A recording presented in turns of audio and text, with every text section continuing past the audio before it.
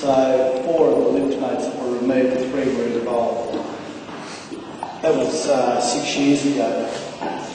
The drama was back 6 years ago when you were diagnosed with melanoma. If you went to the internet and you just Googled melanoma, you'd get an American website or you'd get an English website and you'd say stage 3 melanoma, or even worse still, you'd write in there, in your Google search, you'd write level 4 melanoma, not stage 4 melanoma, level 4 melanoma.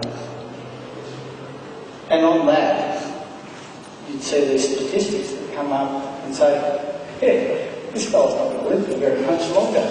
It's really tragic. And I'm not that type of person. I'm not that type of person that will say, hang on a minute, I feel really good. How can that be? How can you predict me as a percentage rate? So I wanted to find other people who were sharing a similar experience to myself. And again, the tragedy of all that was I couldn't find anyone.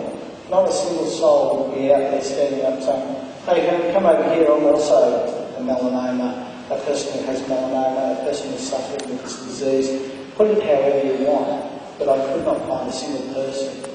But I had my lymph nodes removed and I had a block dissection, and I found that I needed to get massage therapy to reduce swelling and lymphedema. And my massage therapist slapped me about the head a few times and said, Herman, you're an idiot, you're self-employed, put on the back of your business card, cancer support group.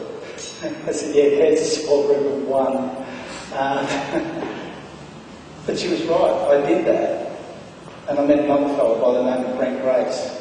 And at that time, Brent Grace was stage 4. And he rang me up and he said, Herman, I've heard about you, I hear you're starting a support group. Can I join support group of 2?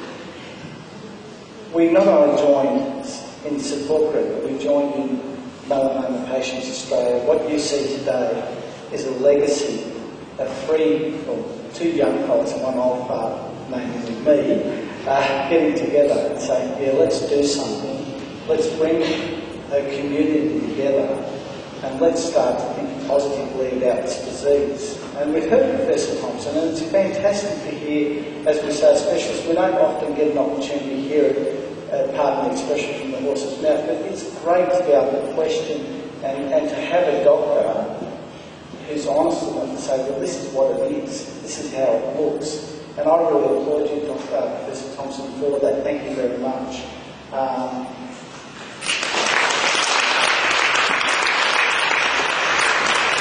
Going beyond that, I have a fantastic doctor in Queensland, Dr. Mark Smithers, and he himself is, you get attached to your specialist, you trust your specialist, you leave your life in their hands and say, well, what would you do? How would you treat this? And I follow my specialist and do as he sort of recommends. And I think as an organisation, Melanoma Patients Australia, we highly recommend that. Develop a relationship with your specialist. They know the business. But beyond that, beyond the specialist door, when you leave that door, there was something missing. And that's where melanoma patients come into play. Melanoma patients started, as I said before, with a support group of 2 people, Brent Grace and myself. It developed very quickly into a support group of 18 people. The first support group we ever run, and then I ended up being the only survivor of that support group. I said, I can't do this anymore. That's it, I'm finished. I'm not going to run support groups, they hurt too much. And that was fine, I was living life happily. We had this website that was providing people with information and awareness and, just a forum where they could chat, and that was pretty cool and crazy, and I didn't have to do a great deal. Until a young mum rang me up one day and said, hey, you've got a support group, I saw it on your website. I said, no, we don't have that anymore. She said, I need one. I have a 6-year-old daughter, I need one. We now have 19 support groups across Australia. What you're looking at here is the efforts of Jay Allen and his team in Wollongong and Sydney. Jay is a fantastic young fella and he's surrounded by a lot of people who love him. That comes through the development of support groups. When you enter a support group, you enter into a bond, you enter into a relationship that goes beyond just sitting there and moaning and groaning about your melanoma. It It's not that. You've heard laughter in the room tonight before we had our talks. You heard a lot of laughter, you've heard a lot of bubbles clinking, you've heard a lot of people chatting.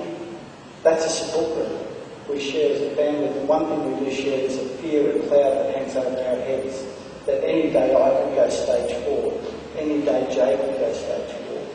Do we have hope when we're stage 4? Yes, we do. The beauty of being in our network is that we can introduce you to other people who are stage 4 who are doing well in their disease. It's not about the disease consuming you, it's about you living your life. We really proactively go out there and every day I say to my members, what are you doing today? Because each of us could leave here tonight, get hit by a truck. So it's not about being stage 4, it's not about being stage 3. What are you doing today? The message of Melanoma Patients Australia is what are you doing today? Do not waste today. Because you're just one mile or 1 melanoma, 1 car accident away from your life stopping. And I think, bless you, both. Now, please, Lisa, she would have been telling me how much time I've got left. Am I running out of time? Yes. I am. Was that you,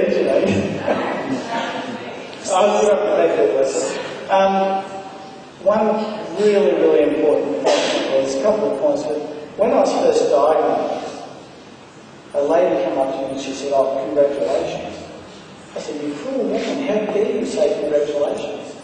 And she said, I would only say that if I knew the journey you were about to take. And I'm telling you, you now have an opportunity to live your life. What are you doing today? That's my message. What are you doing today? And then I bring you back to my daughter.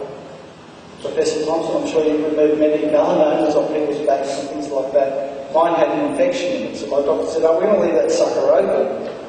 And you just need to let that heal because there's an infection there, so you need to let that heal. My wife says, geez, that's an ugly thing on your back. I'm not going to bed with you. You sleep on your own. One morning I wake up. There's pressure just near my wound. At the time I had a 6-year-old daughter. Is that you, Sparky? She said, yep. So what are you doing? I said, I'm giving you my energy so you get well. You come to a support group meeting, you get our energy so you get well. And well doesn't mean you're cured. And let me stress that. Well just means that psychologically, physiologically, as good as you can be, that you have, and I know the support group members here tonight, you have support around you, and that extends to brotherhood, to sisterhood. And let me just stress that. If we're not doing that in our support group, we're not doing our role. There are many agencies and organisations you can go to that will offer you information about melanoma. But we're the agency that offers you a hug if you want a hug. We're the agency that will sit with you when you're in hospital and just hold hands, say it's okay. And sometimes you need to get that away from family. Sometimes you need to relieve that burden from family. So I just want this. I know these people are here and they're going to do that for me. Jay, I call him now Jay Dog, because we've driven the truck together for 8 days, but while I drove, he just passenger and put his foot up and said, it hurts. But he's got love. Janine, she's got that love. The support groups have that love. When you're here tonight, you're supporting Melanoma Patients Australia. It goes beyond this room. There's a woman in Adelaide at the moment who's doing it really, really tough. But I can guarantee you there's members here tonight that will be SMSing her and saying, hey, this is good night. Describe the night, help her live in the moment too, so it spreads, it's around today. And it's really important to remember that. While we think that this is unique group, that you're a fantastic bunch of people, it goes beyond that. And our mission is to continue that hug around Australia, continue that love around Australia, and continue that support.